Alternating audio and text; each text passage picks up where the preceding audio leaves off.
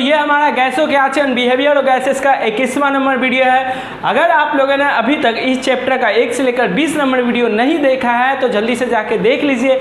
उसके लिए आप लोग क्या कीजिए, डिस्क्रिप्शन खोलिए, वहाँ पे इस चैप्टर का प्लेलिस्ट का लिंक मिलेगा और जाके आराम से वीडियो को देखिए। और जो देख चुके हैं वो मेरे साथ आगे बढ़ते हैं, ठीक है। आज हम लोग इस चैप्टर का सबसे इम्पॉर्टेंट टॉपिक पढ़ने जा रहे हैं, वो क्या है, आदर्श गैस समीकरण। इसमें आदर्श गैस समीकरण जो है उसको प्रूव करने भी दे देता है या उससे 3 मार्क्स का क्वेश्चन भी पूछा जाता है। इसलिए आज का टॉपिक बहुत ज़्यादा इंपॉर्टेंट और बहुत ज़्यादा समझने वाला बात है। अधिकतर बच्चे होते हैं इसी में अटक जाते हैं, सब कुछ तो समझ आ जाता है, ठीक है, लेकिन इसी चीज़ों में अटक जाते हैं। तो हम क्या करेंगे, जो आज इक्वेशन प्रूव कराएंगे और नेक्स्ट 2 वीडियो जो आएगा उस पर सिर्फ इस पर और इस पर सम्स बनाएंगे, ठीक है, क्योंकि इसका जो सम्स होता है थोड़ा समझ सकते हो उस टाइप का सम्स होता है, इसलिए आराम से 2 वीडियो में सिर्फ इसका सम्स समझेंगे और आज इक्वेशन प्रूव करेंगे। इसके बाद हमारा ये चैप्टर क्या हो जाएगा, खत्म हो जाएगा। तो आप लोग भी क्या कीजिए, कॉपी निकाल लीजिए, पेंसिल निकाल लीजिए और जो पढ़ाएंगे या जो समझाएंगे आराम से उसको समझने का कोशिश कीजिएगा, ठीक है। तो आज हम लोग प्रूव क्या करने जा रहे हैं, आदर्श गैस समीकरण। क्या, आदर्श गैस समीकरण। एग्जाम में डायरेक्ट पूछेगा आदर्श गैस समीकरण को प्रमाणित करें, ठीक है। आदर्श गैस समीकरण को क्या करें, प्रमाणित करें, यह लिखो। इसको इंग्लिश में बोलते हैं आइडियल गैस इक्वेशन। दिक्कत, आइडियल गैस इक्वेशन, आदर्श गैस समीकरण को लिखो या आइडियल गैस इक्वेशन को लिखो, सिंपल। अब हम लोग आदर्श पढ़े। आदर्श क्या होता है, आदर्श बच्चा किसे कहते हैं, जो आपके सभी का बात माने, आपका मैथ वाले टीचर का भी बात माने, फिजिक्स वाले भी टीचर का बात माने, हिंदी वाले टीचर का भी बात माने, मैंने सभी लोगों की जो आज्ञा का पालन करते हैं, सभी के नियमों का जो पालन करते हैं उसे क्या कहते हैं, आदर्श गैस। आदर्श गैस समीकरण फॉर्मूला निकालना है, तो जितने भी गैस समीकरण है सबको अगर मिला दिए तो हमको क्या मिल जाएगा, आदर्श गैस समीकरण। समझ में आया, जैसे एक आदर्श बच्चा होता है सभी का नियम का पालन करता है, उसी प्रकार एक आदर्श गैस समीकरण हमें कब मिलेगा, जब जितने भी गैस समीकरण अभी हम लोग पढ़े थे, ठीक है, 4 को पढ़े हैं ना, चारों को जब एक साथ मिला देंगे तो हमको क्या मिल जाएगा, आदर्श गैस समीकरण। बस इतना याद रखना है, ठीक है, समझ में आया। यहां पे लिखना पड़ेगा उत्तर, ठीक है। माना किसी गैस का आयतन T, तापमान और P दबाव पर भी है। मान लेते हैं कि आयतन भी है, तापमान T है और P क्या है, दबाव क्या है, P है। और अब आयतन है तो उसमें क्या होगा, कुछ ना कुछ अणु हो गए, कुछ अणुओं को हम किसके रूप में व्यक्त करेंगे, मोल के रूप में। और भी आयतन में n मोल अणु हैं, गैस के अणु है। समझ में आया। मान लेते हैं एक पात्र है, ठीक है, सिंपल सा कुछ है, कुछ माने क्या, एक पात्र है जिसमें मान लेते हैं इसका आसपास का तापमान क्या है, T है, इसका आसपास का तापमान क्या है, P है, और इस पात्र में कोई गैस है उसका आयतन क्या है, V। अब V आयतन है मतलब क्या, गैस होगा, अंदर में क्या है, गैस होगा, गैस होगा तो क्या होगा, गैस के अणु होंगे, और गैस के अणु को हम लोग मोल के रूप में व्यक्त करके क्या बोलेंगे, n मोल। इतना ही चीज़ को यहाँ पे लिखें। अगर आप अपने तरीके से भी लिख सकते हैं कि माना एक पात्र है जिसमें V आयतन में अणुओं की संख्या n मोल है, उसके आसपास का तापमान T है, प्रेशर क्या है, P है, ठीक है, P है। अब हम लोग आराम से सभी गैस के जितने भी समीकरण लिखे हैं ना उसको आराम से यहाँ लिखने का कोशिश करते हैं। चार्ल्स के नियमानुसार, चार्ल्स के नियम अनुसार, ठीक है, चार्ल्स के नियम अनुसार क्या बोलता है, अगर किसी गैस के जो आसपास का क्या, चार्ल्स के नियम क्या कहता है, अगर किसी गैस के आसपास का तापमान आसपास के गैस का दबाव और गैस का जो मात्रा है n क्या है, मोल, मात्रा को हम लोग मोल के रूप में कैसे लिखते हैं वो बताया, ठीक है। n मोल है मतलब n अणुओं की संख्या, मतलब कुछ ना कुछ तो वजन होगा ना, तो ये दोनों को अगर स्थिर रखेंगे तो ये दोनों क्या होगा, आपस में समानुपाती होगा। ये हम लोग पहले ही पढ़ चुके हैं। तो चार्ल्स के नियम के अनुसार क्या होगा, V समानुपाती T। ये हम लोग का इक्वेशन नंबर 1 दे देते हैं। दिक्कत, इक्वेशन नंबर क्या है, V समानुपाती T। उसके बाद किसका नियम पढ़े थे हम लोग, बॉयल्स का नियम, ठीक है, बॉयल के नियमानुसार। बॉयल का नियम क्या कहता है, V समानुपाती P, V समानुपाती P। ये क्या है, इक्वेशन नंबर 2, इक्वेशन नंबर क्या 2। उसके बाद गेलुसाक का भी लिख सकते हैं, लेकिन गेलुसाक का अगर तुम नहीं लिखोगे ना तब भी इक्वेशन प्रूफ हो जाएगा। तो हम लोग गेलुसाक का नहीं लिखते हैं, एवोगाड्रो का लिखते हैं। क्या? एवोगाड्रो का, ठीक है। एवोगाड्रो के किसी किसी बुक में गेलुसाक वाला भी लिख देता है, लेकिन गेलुसाक का नहीं लिखोगे तब भी तुम्हारा प्रूफ हो जाएगा, ठीक है। वो इन्हीं तीनों से मिला के गेलुसाक वाला भी अपने आप आ जाएगा। तो एवोगाड्रो के नियम के अनुसार क्या होता है, जो आयतन होता है वो किसके समानुपाती होता है, अणुओं की संख्या का समानुपाती होता है। ये हमको पता चल गया। इसको हम इक्वेशन नंबर क्या देते हैं, 3 देते हैं। यहाँ तक किसी को दिक्कत है? ये सब तो हम लोग पहले पढ़ चुके हैं ना, चार्ल्स के नियम के अनुसार, बॉयल के नियम के अनुसार, एवोगाड्रो के नियम के अनुसार। गेलुसाक के नियम को हम अभी छोड़ दिए, ठीक है, क्योंकि इन्हीं सब से गेलुसाक का नियम भी आ जाएगा। तुम लोग कंफ्यूज मत हो कि भैया गेलुसाक वाला काहे छोड़ दिए, वो यहाँ पे नहीं लगेगा। वो भी लग सकता है लेकिन कोई फायदा नहीं है, ठीक है, यही वाला आएगा, ठीक है। इसीलिए इन तीनों को प्रूफ करके भी हम वो वाला जो निकालना चाहते हैं आदर्श गैस समीकरण निकल जाएगा, और उसमें तुम्हारा गेलुसाक वाला भी आ जाएगा अपने आप, ठीक है। तो अभी सोचो 1 2 3 तीनों का नियम को जो हम लोग पहले पता था, यही पता था, तो इसको क्या कर दिए, लिख दीजिए। अब हमको पता है समीकरण ये 1 2 3, 1 2 और 3 को मिलाने पर, समीकरण 1 2 और 3 को मिलाने पर, अच्छा मिलाने सिखाए थे ना हम, क्या बोले थे, इधर इधर इधर जो रहेगा तीनों अगर सेम रहेगा तो उसको एक बार लिखो, और जो यहाँ साइन है उसको दे दो, और क्या उधर वाला जितना भी टर्म है उसको क्या कर दो, गुना, t गुना हो जाएगा, फिर क्या होगा 1/p गुना हो जाएगा, फिर क्या हो जाएगा n गुना होगा। तो ये क्या हो जाएगा, v समानुपाती, ये देखो t नीचे में कुछ नहीं हो तो 1, ये भी कुछ नहीं हो तो 1, ऊपर वाला का ऊपर से गुना हो जाएगा, क्या होगा t इंटू 1 t होगा, t इंटू 1 t होगा, और t इंटू n क्या हो जाएगा, n t ऊपर में हो जाएगा, नीचे में क्या हो जाएगा p। तो तीनों समीकरण को मिला देंगे तो हम क्या निकलेगा, ये निकलेगा ना। तो हम ऐसे लिख सकते हैं, जो आयतन होता है वो क्या होता है, ये समानुपाती वाला साइन टी एन और ऐसे पी, तीनों समीकरणों को मिलाने पर हमको ये समीकरण मिलेगा कि नहीं मिलेगा, तुम लोग बताओ। तीनों को कैसे मिलाएंगे, ये जो 3 बार वॉल्यूम है, ठीक है, ये तीनों बार क्या है, वॉल्यूम है, तो उसको एक बार लिखेंगे, जब पहले ये सब बता चुके हैं, ठीक है। और ये टी है, ये पी 1/p है, एन है, इधर से फिर से दिखाते हैं। हमको पता है क्या, ये इधर यहाँ तक अभी क्लियर है ना। फिर से एक बार इसी को चीज़ को दिखाते हैं। हमको पता है v समानुपाती तापमान होता है, परम तापमान, ठीक है, v विलोमानुपाती होता है p का, और v समानुपाती होता है n का। ये तीनों एक है, आयतन है, किसी गैस का आयतन है, उसको क्या लिखेंगे हम, v लिख देंगे, और ये साइन दे देंगे। और बोले थे ना इधर वाला जो भी रहेगा उसको आपस में क्या कर दो, गुना कर दो। ये नीचे कुछ नहीं तो 1, इसका भी नीचे कुछ नहीं तो 1, तो ये गुना होगा तो t/1 हो जाएगा, और ये वाला गुना होगा तो 1/p हो जाएगा, और ये वाला गुना हो जाएगा क्या हो जाएगा, n/1 हो जाएगा। तो t इंटू 1 इंटू n क्या हो जाएगा, ये तो ऐसे ही रहेगा, t इंटू 1 t होगा, ये दोनों को गुना करने पर t आएगा, फिर इसका इससे गुना होगा तो क्या होगा, nt आ जाएगा, और नीचे 1 इंटू p इंटू 1 क्या हो जाएगा, p आएगा। तो ऐसे लिख सकते हैं, इसको लिख सकते हैं कि नहीं लिख सकते हैं, लिख सकते हैं ना, बस इतना याद रखना। अभी मिटा दे, इसको मिटा दें।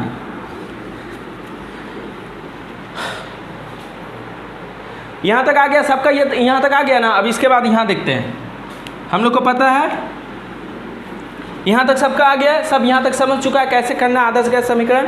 तो हम क्या पता है, v क्या होगा, n t/p इसके बराबर होगा, ठीक है। v जो समानुपाती होगा क्या, n इंटू t/p का क्या होगा, ये समानुपाती होगा। अब देखो इससे हमारा तीनों समीकरण कैसे मिलेगा, अगर ये दोनों को हम बंद कर दे, नहीं देखे तो v समानुपाती t हो जाएगा। अगर हम इन दोनों को बंद कर दे तो क्या होगा, v विलोमानुपाती p हो जाएगा, और इन दोनों को अगर बंद कर दे तो क्या होगा, v समानुपाती n हो जाएगा। तो तीनों समीकरण एक ही समीकरण में मिल गया यहाँ पे, ठीक है। अब तुमको पता है ये वाला साइन जो प्रोपोर्शनल का साइन होता है उसको हटाने के क्या लेते हैं, एक स्थिरांक ले लेते हैं। तो यहाँ पे हम लिख सकते हैं v मैंने भी स्थिरांक ले लेंगे, ठीक है। अब इक्वल का साइन ले लेंगे, तो समानुपाती जब भी हटाएंगे तो एक स्थिरांक ले लेंगे। इससे पहले हम लोग क्या स्थिरांक लेते थे, k लेते थे, तो यहाँ भी k ले सकते हैं, k n t/p ऐसे हो जाएगा, ऐसे हो जाएगा ना। देखो ये वाला इस साइन को हटाने के लिए हम एक स्थिरांक ले लेंगे k, उसके बाद एन टी तो ऊपर में है और p नीचे में, तो ऐसे लिखा जाएगा। इसको इधर भेज दो तो p भी इक्वल टू क्या हो जाएगा, k n t ऐसा हो जाएगा ना। अब देखो किताबों में क्या बोलता है, k क्या है, k क्या है, एक स्थिरांक है, k क्या है, एक स्थिरांक है। इसी k को, इससे पहले हम लोग k मान रहे थे ना, लेकिन किताबों में इस k को k ना बोल के r बोल देता है। तो फर्क क्या पड़ता है, कुछ पड़ता है नहीं। तो इसी को हम लोग क्या बोलता है, r भी बोल सकते हैं।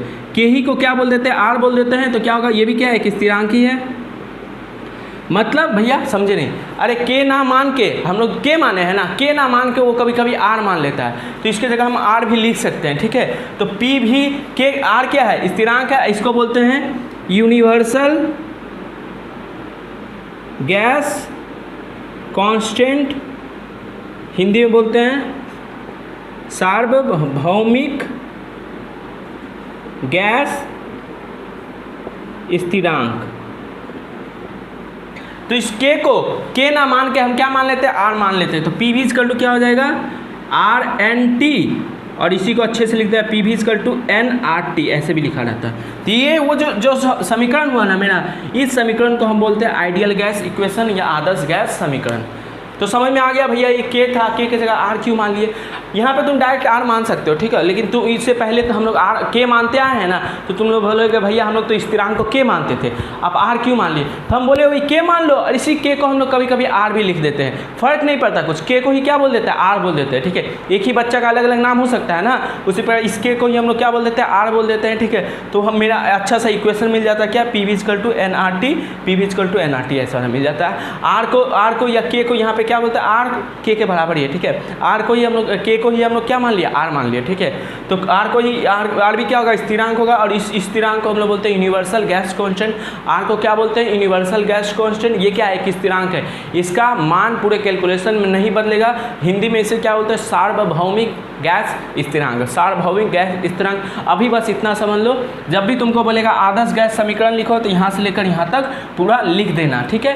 दिक्कत, आदर्श गैस समीकरण लिखो तो यहाँ से लेकर पूरा यहाँ तक अच्छे से लिख देना। दिक्कत, किसी को दिक्कत है क्या किया, आदर्श गैस समय चार्ल्स के नियम के अनुसार भी अनुपाती टी होता है, ये हमको पता है। बॉयल के नियम के अनुसार भी अनुपाती पी होता है, ये भी हमको पता है। एवोगाड्रो का नियम भी हम लोगों ने सीखा था, गैसों के अणु जैसे जैसे बढ़ेंगे गैस का आयतन भी क्या होगा, उससे उससे बढ़ेगा। तो भी अनुपाती एन होता है। तीनों समीकरणों को मिला दिए तो ये वाला चीज़ मिलेगा। ये कैसे मिलेगा, हम लोग फर्स्ट सेकेंड वीडियो में पढ़ चुके हैं, इसीलिए तुम लोग को अनुपाती विलोपाती पहले ही पढ़ा चुके हैं। और मैथ में देख में तुम लोग पढ़ोगे, 13 नंबर तुम लोग का जो चैप्टर है मैथ में वो पढ़ते रहोगे तुम लोग, ठीक है। अभी इतना हम लोग का काम हो गया, ठीक है। अब हम लोग अनुपाती विलोपाती का एक को फॉर्मूला अब नहीं आएगा, ठीक है अभी, ठीक है। तो हम लोग का काम हो गया। ये ऐसे होगा, इस चीज़ को हटाने के लिए क्या ले लिए, एक स्थिरांक ले लिए, के ले लिए। और हम लोग मैंने इससे पहले के मानते थे, इसलिए यहाँ भी के ले लिए, लेकिन तुम लोग का किताब में आर माना है, तो वही के को हम क्या लिख देंगे, आर। नहीं तो डायरेक्ट तुम यहाँ को आर मान सकते हो, के ना मान के आर मान लेगा। आर क्या है, एक स्थिरांक है जिसको यूनिवर्सल गैस कांस्टेंट या सार्वभौमिक गैस स्थिरांक करते हैं। तो P V equal to K R T भी लिख सकता है, या P V equal to N R T भी लिख सकता है। मतलब ये इक्वेशन तुम लोग के किताब में है, इसीलिए हम ऐसे लिखा दिया। ऐसे भी लिखा है तो कुछ गलत नहीं है, ठीक है। यहाँ पे के को ये क्या मान लिया, आर मान लिया, उसी को यूनिवर्सल गैस कांस्टेंट या सार्वभौमिक गैस स्थिरांक कहते हैं। तो P V equal to N R T आदर्श गैस समीकरण, P V equal to N R T आदर्श गैस समीकरण। पूछ देगा डायरेक्ट आदर्श गैस समीकरण लिखे, तो आदर्श गैस समीकरण क्या होता है, किसी गैस का दबाव को उसके आयतन से गुना करो, वो किसके बराबर होगा, वो एक जो गैस का जितना मोल है, मोल अणुओं की संख्या इंटू मोल के रूप में, ठीक है, इंटू एक स्थिरांक इंटू उस गैस का आसपास के तापमान के बराबर होगा। इसको और हम लोग जब न्यूमेरिकल्स करेंगे ना तो वहाँ और डेप्थ में समझेंगे, ठीक है। पहले इस चीज़ को तुम लोग अच्छे से 2-3 बार प्रैक्टिस करना, इस चीज़ को अच्छे से याद कर लेना, ठीक है। 3 मार्क्स में पूछेगा ये बाबू, कितना मार्क्स से पूछेगा, 3 मार्क्स में। या फिर ऐसे ही पूछ सकता है, चार्ल्स के नियम, बॉयल्स के नियम और एवोगाड्रो के नियम को मिला के जो समीकरण प्राप्त होता है उसको लिखो। तो इन तीनों को नियमों को मिला के कौन सा समीकरण होता है, P V equal to N R T, मतलब आदर्श गैस समीकरण। तो तुमको बोलेगा आदर्श गैस समीकरण लिखो, थोड़ा लैंग्वेज चेंज कर देगा। आइदर पूछ सकता है आदर्श गैस समीकरण लिखो, आइदर पूछ सकता है चार्ल्स के नियम के अनुसार, बॉयल्स के नियम के अनुसार, एवोगाड्रो के नियम के अनुसार मिलाकर जो समीकरण प्राप्त होता है, ये वाला प्राप्त होता है, इसको लिखो। तो ऐसे भी बोल सकता है। तो यहाँ तक तुमको समझ में आ गया होगा, इसको नोट डाउन करो, इसको मिटा देते हैं। ये 3 मार्क्स का पूछेगा तो यहाँ तक कर देना, कुछ हार्ड नहीं है, ठीक है, इजी है। 1-2 बार प्रैक्टिस करना बस। अब चैप्टर खत्म हो गया, ठीक है, अब कुछ बचा नहीं है इस पर, ठीक है। अब 1-2 वीडियो आएगा, इस पर न्यूमेरिकल्स बनाएंगे, ठीक है। पहले मिटा दे इसको, हाँ भैया मिटा दीजिए, ठीक है। तुम लोग बोलता है तो मिटा दे, और जो नहीं लिखा भी लिख लो, ठीक है। लिख लिए, मिटा दे, हाँ भैया मिटा दीजिए। बहुत अच्छा बच्चा लोग तुम लोग।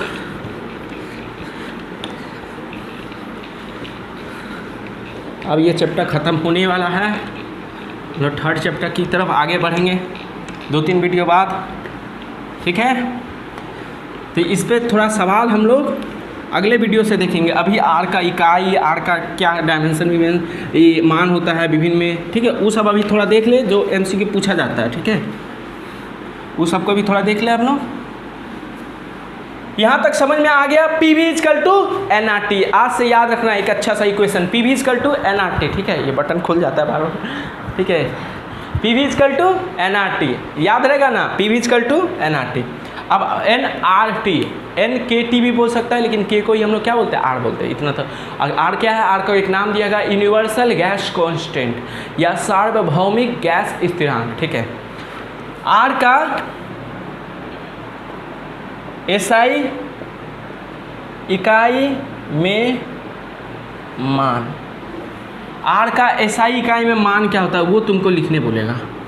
तो हमको पता इक्वेशन पहले पता लाना है, P V equal to N R T, हमको आर का एसआई इकाई निकालना है, इस चीज़ को याद रखना, ठीक है। इस चीज़ को एमसीक्यू में पूछ सकता है, हम निकाल के दिखा रहे हैं लेकिन एमसीक्यू में पूछ सकता है।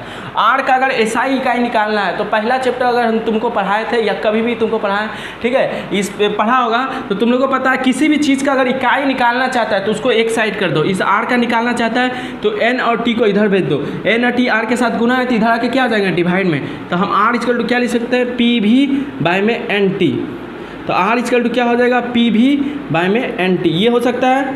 इस पर अभी विभिन्न प्रकार के सवाल करेंगे, लेकिन कब करेंगे, अगले वीडियो से, समझ में आ गया ना। पी अगर हम आर का इकाई निकालना चाहते हैं, वो भी कौन सा इकाई, ऐसा इकाई निकालना चाहते हैं, कौन सा इकाई निकालना चाहते हैं, ऐसा इकाई निकालना चाहते हैं, तो हमको पी का ऐसा इकाई, भी का ऐसा इकाई, एन का ऐसा इकाई और टी का ऐसा इकाई अगर सबको बैठा दिए तो हमको किसका ऐसा इकाई निकल जाएगा, आर का निकल जाएगा। अरे कुछ नहीं समझ आ रहा तो समझाने की कोशिश करते हैं, हमको समझना, ठीक है। ऐसा इकाई, अच्छा, पी का ऐसा इकाई, पी का ऐसा इकाई क्या होता है, पहले ही वीडियो में पढ़ाते हैं, न्यूटन पर मीटर स्क्वायर, न्यूटन पर मीटर स्क्वायर। भी का ऐसा इकाई क्या होता है, मीटर क्यूब, लीटर नहीं मीटर क्यूब। ऐसा इकाई भी मतलब आयतन, आयतन की ऐसा इकाई क्या होती है, मीटर क्यूब। लीटर तो उसका अन्य इकाई है, दूसरी प्रकार की इकाई है, लेकिन ऐसा इकाई पूछेगा तो लीटर क्यूब। एन, एन क्या है, अणुओं की संख्या, इसकी इकाई होती है मोल, जिसको इंग्लिश में बोलते हैं MOL। तो बोलेगा अणुओं की संख्या, अणुओं की संख्या, ठीक है, अणुओं का जो मान है, ठीक है, अणुओं की संख्या, ठीक है, उसकी ऐसा इकाई क्या होती है, तो मोल। और टी मतलब तापमान, तापमान की ऐसा इकाई क्या होती है, केल्विन, जिसको हम लोग के से दिखाएंगे, कैसे दिखाएंगे, कैसे। अगर हम इन सब को, इस चीज़ों को याद रखना, इन सब से पूछ देगा, डायरेक्ट पूछेगा कि दबाव की एसआई इकाई क्या है, न्यूटन पर मीटर स्क्वायर, आयतन की एसआई इकाई क्या है, मीटर क्यूब, एन मोल की, अणुओं की संख्या का एसआई इकाई क्या है, मोल, और तापमान का एसआई इकाई क्या है, केल्विन, ठीक है। अगर इन सब को हम बैठा दे तो हमको किसका एसआई इकाई निकल जाएगा, आर, मतलब यूनिवर्सल गैस कांस्टेंट। इसी को क्या बोलते हैं, सार्वभौमिक गैस स्थिरांक, समझ में आया, सार्वभौमिक गैस स्थिरांक। अगर हम लोग इसका एसआई इकाई बैठा दें तो हमको किसका एसआई निकल जाएगा, ये वाला का। तो आर इजकल टू क्या लिख सकते हैं हम लोग, इसका एसआई इकाई क्या होता है, न्यूटन पर मीटर स्क्वायर, इंटू इसका क्या होता है, मीटर क्यूब, नीचे भी कुछ नहीं तो 1, और ये क्या होता है, मोल, इंटू इसकी इकाई क्या होती है, देखो केल्विन, तो केल्विन को के दिखेंगे, ये दोनों कर जाएगा, सिर्फ ऊपर में मीटर बचेगा, तो क्या बचेगा ऊपर में, न्यूटन इंटू मीटर बाय में मोल इंटू केल्विन। ये देखो न्यूटन बल की इकाई, ऐसा इकाई है, बल की ऐसा इकाई, उतना तुम लोग को नहीं समझना है, इसको न्यूटन, एन मीन्स न्यूटन, ठीक है। और ये क्या, M means metre, M means metre पढ़ रहे हैं ना, जो उसको हिंदी में तुम लोग लिख भी सकते हैं, हम तो लिखेंगे थोड़ा टाइम लग जाएगा। एन मीन्स न्यूटन और मीटर, तो दबाव की ऐसा इकाई न्यूटन पर मीटर स्क्वायर, न्यूटन को ही हम लोग शॉर्टकट में एन से दिखाते हैं। तो जब न्यूटन और मीटर को जब गुना कर देते हैं ना, न्यूटन और मीटर को जब गुना कर देते हैं ना, तो एक और एसआई इकाई निकलती है, वो भी ऊर्जा या कार्य की एसआई इकाई, और वो होती है जूल। क्या होती है, जूल। तो न्यूटन और मीटर को ही हम लोग क्या बोलते हैं, जूल बोलते हैं, जिसको शॉर्टकट में हम लोग किससे दिखाएंगे, जे से दिखाएंगे। इस चीज़ को बस याद रखना, शॉर्टकट में किससे दिखाएंगे, जे से दिखाएंगे। तो हम क्या लिख सकते हैं, इसको हम लोग क्या लिख सकते हैं, न्यूटन इंटू मीटर, इसको हम लोग जूल लिख सकते हैं, और नीचे में क्या है, मोल, केल्विन, ठीक है। इसी को हम क्या बोलते हैं, जूल, और ये ऐसे, इस साइड को ऐसे दिखा सकते हैं, मोल, केल्विन, या फिर इसको जूल, ये ऊपर चले जाए क्या होगा, मोल -1, केल्विन -1, ठीक है। तो ये हुआ क्या, ये इसको ऐसे, इसी चीज़ को ऐसे भी लिख सकते हैं, या इसी चीज़ को ऐसे भी लिख सकते हैं, ठीक है।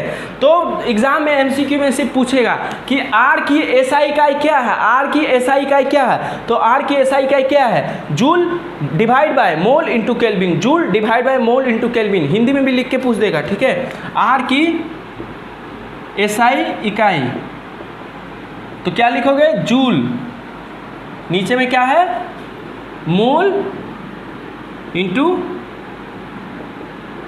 केल्विन, मोल इनटू केल्विन, ऐसे भी बोल सकता है, ठीक है। तो joule divide by mole into kelvin, ये आर की एसआई इकाई क्या है, आर की एसआई इकाई। दिक्कत है किसी को, नहीं होना चाहिए। और अगर दिक्कत है तो इस चीज़ को बस याद रखना, रट लेना।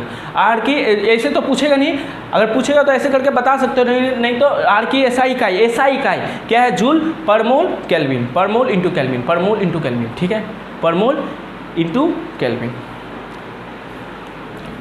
Joule divide by mole into kelvin, ऐसे पढ़ना, joule divide by mole into kelvin, Hindi में ऐसे भी लिख के दे सकता है, तो कर लेना अपना, ठीक है। लिख लो इसको, लिख लिए।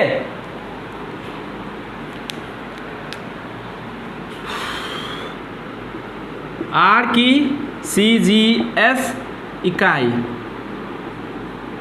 आर की सीजीएस इकाई, अब हम बताने सबका सीजीएस इकाई बैठाएगा तो अपने आप आर का क्या निकल जाएगा, सीजीएस इकाई निकल जाएगा, वो डायरेक्ट हम लिखा देते हैं, ठीक है, याद कर लेना। जूल का देखो ये एसआई इकाई है, ये भी एसआई इकाई है, ये भी एसआई इकाई है, और सबका सीजीएस इकाई बैठा देते तो क्या मिल जाएगा, आर की सीजीएस इकाई मिल जाएगा। तो जूल को हम अर्ग लिख देते हैं, क्या लिख देते हैं, अर्ग, और नीचे में ये दोनों सेम रहता है, मोल इंटू केल्विन। भैया क्या हो रहा है हमको समझ नहीं आ रहा भाई, देखो ये क्या है, 9th क्लास में ये सब चीज़ें समझाई जाती है, पूरा एक चैप्टर है, तो हम तो उतना और बनाएंगे तो तुम लोग बोलेगा भैया और कितना लंबा हो गया। तो एमसीक्यू 1 मार्क्स का क्वेश्चन पूछा जाता है इससे, तो तुम इसको याद कर लेना। हम जो अभी ये करेंगे अंडरलाइन, उसको तुम याद कर लेना, और समझ में आ गया 2-3 बार प्रैक्टिस करना तो तुमको याद भी हो जाएगा, ठीक है। तो याद तो कर ही सकता। आर की सीजीएस इकाई क्या होगा, इंग्लिश में अर्ग बोलते हैं, इसको मोल इंटू केल्विन, ठीक है, या इसको ऐसे भी बोल सकते हैं, मोल केल्विन, या इसको ऐसे भी बोल सकते हैं, ये दोनों ऊपर चल जाए क्या हो जाएगा, मोल इनवर्स केल्विन माइनस। तो आर की एसआई इकाई क्या हो जाएगा, जूल पर मोल केल्विन, आर की सीजीएस इकाई क्या हो जाएगा, अर्ग, और उसके बाद सब सही में सेम रहेगा, ठीक है। बस इन दोनों चीज़ों को याद है, सब कुछ नहीं समझ में आया, इन दोनों को कॉपी में नोट डाउन कर लो, इंपॉर्टेंट बोल के याद कर लो, ठीक है। आर की एसआई इकाई पूछेगा यूनिवर्सल गैस कांस्टेंट, सार्वभौमिक गैस स्थिरांक का एसआई इकाई क्या है, तो जूल पर मोल केल्विन, और सीजीएस में अर्ग समझ गया होगा, अर्ग divide by mole into kelvin, समझ में आ गया होगा तुम लोग को। मिटा दे इसको, मिटा दे, तुम लोग एक बार अच्छे से नोट डाउन कर लो, पूरा नोट डाउन कर लेना फेयर में, ठीक है। और कुछ नहीं, ये सब चीज़ों को अच्छे से याद रखना, याद कर लेना, हो जाएगा, ठीक है। हर चीज़ को देखो, हर चीज़ रिलेटेड है तो हम समझाएंगे तो थोड़ा लंबा हो जाएगा, इसलिए कुछ चीज़ें याद रखना, कुछ चीज़ें आगे चल के तुम पढ़ेगा तो तुमको धीरे धीरे समझ में आएगा। एक ही चैप्टर में हम पूरा समझाने जाएंगे तो थोड़ा समझ सकता है, लंबा हो जाएगा, तुम लोग को भी बोर लगेगा, ठीक है। तो इसको पहले नोट डाउन कर लो, मिटा दे तो मिटा देते हैं।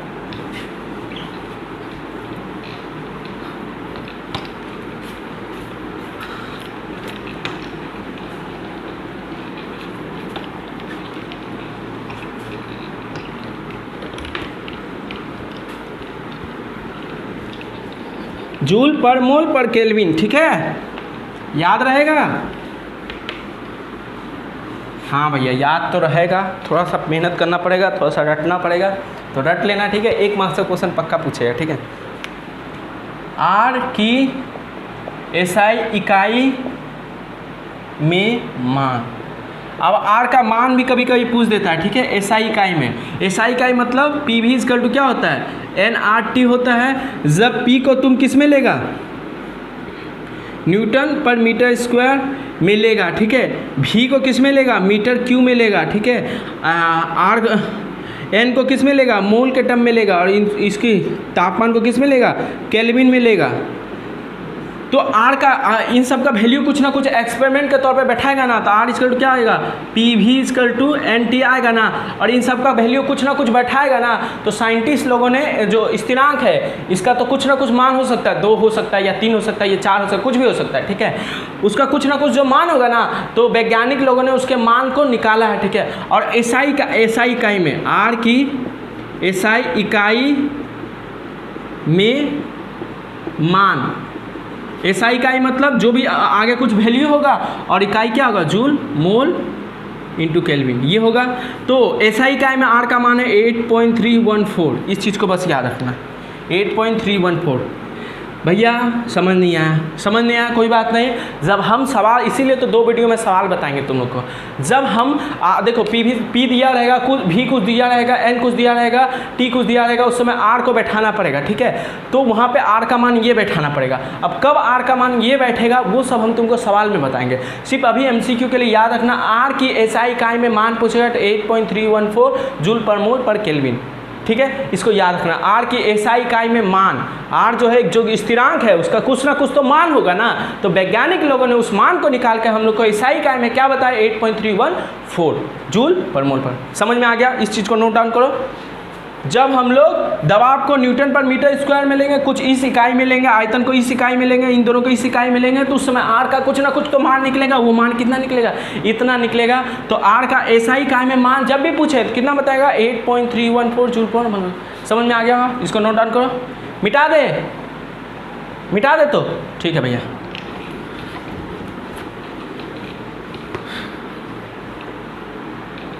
अब आर की हम लोग सीजीएस इकाई मान लिए, देख लिए क्या होता है, आर का एसआई इकाई देख लिए। अब आर का अन्य इकाई जो बहुत ज़्यादा, आर की अन्य मतलब कोई दूसरी इकाई, आर की कोई दूसरी इकाई देखते हैं, ठीक है। आर की कोई दूसरी इकाई देखते हैं। दिक्कत देखो, पी वी इक्वल टू क्या होता है, N R T, R equal to क्या होगा, पी वी बाय में एन टी। अच्छा, दबाव को हम लोग मिलीमीटर एसी में ले सकता है, सेंटीमीटर एसी में ले सकते हैं, और एटमॉस्फेरिक, ये तीनों क्या इकाई है, न्यूटन पर मीटर स्क्वायर में भी ले सकते हैं। तो जब हम लोग सवाल बनाएंगे तो और अच्छे से समझाएंगे इसको, कब यूज करना आर का क्या मान। जब हम लोग दबाव को यहाँ पे, दबाव के मान को एटीएम में बैठाएंगे, किस में बैठाएंगे, दबाव का जो भी मान होगा उसको एटीएम में बदल के यहाँ बैठाएंगे। जो आयतन होगा उसके मान को लीटर में, ठीक है, लीटर में, ठीक है, लीटर को एल से दिखाया, ठीक है। जब अभी समझा दे रहे बस, एग्जाम जब क्वेश्चन करेंगे तो और अच्छे से समझाएंगे। जब हम लोग यहाँ पे दबाव के मान को एटीएम में, 2 एटीएम 3 एटीएम ऐसा कुछ लेंगे, और आयतन के मान को हम लोग लीटर में लेंगे। वहाँ किस में ले रहे थे, मीटर क्यू में ले रहे थे। मैथ में पढ़े होगा मीटर क्यू लीटर में क्या संबंध है, पढ़े ही होगा, ठीक है। अभी हम उतना डेप्थ में नहीं जा रहे हैं, अभी सिर्फ हम तुमको समझा रहे हैं, जनरल आइडिया दे रहे हैं। जब क्वेश्चन करेंगे तो वहाँ तुमको डेप्थ में समझाएंगे, ठीक है। पी को हम एटीएम में लेंगे, एटमॉस्फेरिक इकाई में लेंगे, ठीक है, और जो आयतन है उसको लीटर में लेंगे, और एन को मोल में लेंगे, और टी को किस में लेंगे, इस इकाई में, इसमें लेंगे मतलब इस इकाई में लेंगे, ठीक है। 2 एटीएम होगा, 2 लीटर हो सकता है, 3-4 मोल कुछ भी हो सकता है, और 200-300 केल्विन कुछ भी हो सकता है। उस समय आर की एक और इकाई निकलेगी। देखो, जब पी को हम एटीएम में लेंगे, 2 एटीएम 3 एटीएम कुछ भी लेंगे, ठीक है, आयतन को हम लीटर में लेंगे, ठीक है, और क्या, इसको तो मोल में लेंगे और इसको केल्विन में लेंगे। तो आर इक्वल टू क्या होगा, लीटर एटमॉस्फेरिक मोल केल्विन। तो आर की अन्य इकाई जब पूछे, ठीक है, इस चीज़ को ऐसे भी लिख सकते हैं, ठीक है। क्वेश्चन भी तुमको कराएंगे तब चीज़ें और समझ में आएंगी किस तरीके से इसको पूछेगा, ठीक है। अभी सिर्फ इतना याद रखना, जब पूछेगा क्वेश्चन में, जब पूछेगा अभी एसआई सीजीएस, आर की एसआई कैसे निकालते हैं, सीजीएस कैसे निकालते हैं, वो तो समझ में आया।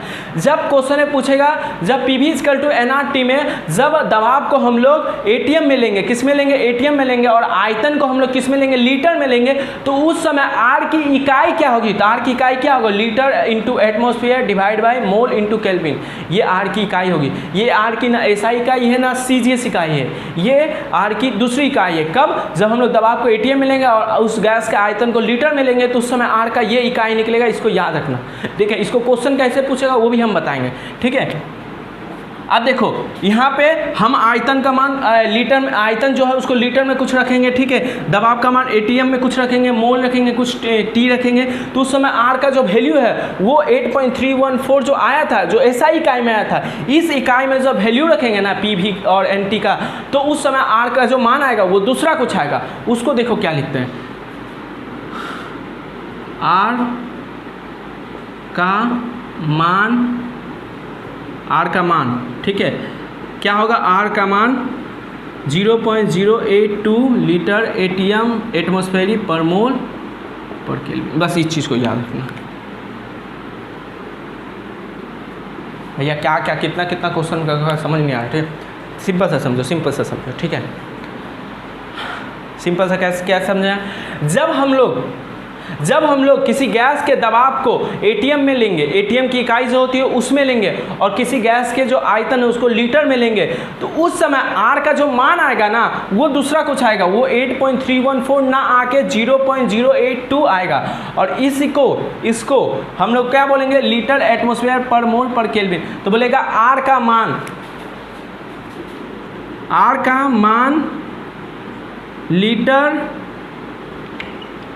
लीटर एटमॉस्फेयर पर मोल केल्विन में कितना होता है। मतलब जब आर की इकाई litre into atmosphere divide by mole into kelvin हो, तो उस समय आर का मान क्या होगा, वो क्या होगा 0.082, ठीक है। देखो जब आर की इकाई हम आर की जो इकाई है litre into atmosphere divide by mole into kelvin में आर की जब ये इकाई लेंगे, तो उस समय आर का जो मान आएगा वो क्या आएगा 0.082, क्या आएगा 0.082, समझ गया। आर का मान जूल पर मोल इंटू केल्विन में कितना होगा, ऐसे क्वेश्चन पूछेगा।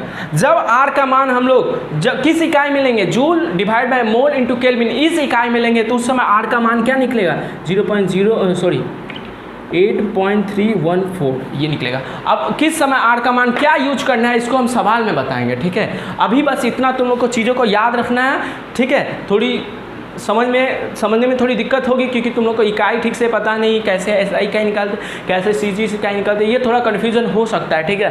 तभी हम बहुत अच्छे से समझाने की कोशिश किए हैं, तो तुम लोग इसको बस याद रखना। अभी चीज़ें हैं जो इसको अच्छे से लिख लेना। एमसीक्यू डायरेक्ट पूछेगा कि लीटर एटमॉस्फेयर पर मोल पर केल्विन में आर का मान क्या होता है 0.082, बोलेगा आर का एसआई इकाई में मान क्या होता है 8.314, ऐसे डायरेक्ट पूछेगा। आर की एसआई इकाई क्या होती है जूल पर मोल पर केल्विन। जब किसी गैस का दबाव को एटीएम और आयतन को लीटर में लेंगे, तो उस समय आर की इकाई क्या होगी लीटर एटमॉस्फेयर पर मोल पर केल्विन, ये होगी, समझ में आया। तो ये हम लोग पी = एनआरटी पूरी अच्छी तरीके से समझ चुके हैं। फॉर्मूला कैसे प्रूव करता है, आर का 2 मान होता है। पहली बात तो एसआई इकाई में 8.314 जूल पर मोल पर केल्विन होता है, और सीजीएस का अभी इकाई का सीजीएस इकाई में आर का मान क्या होता है वो हम लोग का काम का नहीं है। जब आर का मान कब, जब दबाव को एटीएम और आयतन को लीटर में लेंगे, उस समय आर का क्या मान होगा 0.082। बस इन दोनों का कैसे यूज करते हैं बस वो चीज़ समझ में आए, उतना हार्ड नहीं है, ठीक है। इन तीनों को लिख लो अच्छे से, उतना हार्ड नहीं है। जब सवाल बताएंगे ना तो उस समय तुमको पता चल जाएगा कि आर का मैंने कब ये वाला यूज होगा, कब ये वाला यूज होगा, ठीक है। तो अभी बस इन चीज़ों को अच्छे से लिख लो, अच्छे से 1-2 बार रिवीजन कर लो, और जब सवाल कराएंगे, इसीलिए तो 2 वीडियो बना रहे सवाल पे, जब सवाल कराएंगे तो उस समय तुमको पता जाए आर का मान कौन सा कब जगह किस आर का मान का यूज़ करना है। समझ में आ गया होगा तुम लोगों को, ठीक है। तो ये आई होप तुमको समझ में आया होगा। इस चीज़ को अच्छे से उतार लेना, और अगला वीडियो से हम जब इस पर क्वेश्चन करेंगे तो और अच्छे से क्लियरिटी तुम्हारा हो जाएगा, ठीक है। फिर तुम लोग अच्छे से इसको रिवीजन करना, अच्छे से याद करना, फॉर्मूला जो प्रूफ रहा है उसको अच्छे से करना, ठीक है। फिर मिलते हैं नेक्स्ट वीडियो में।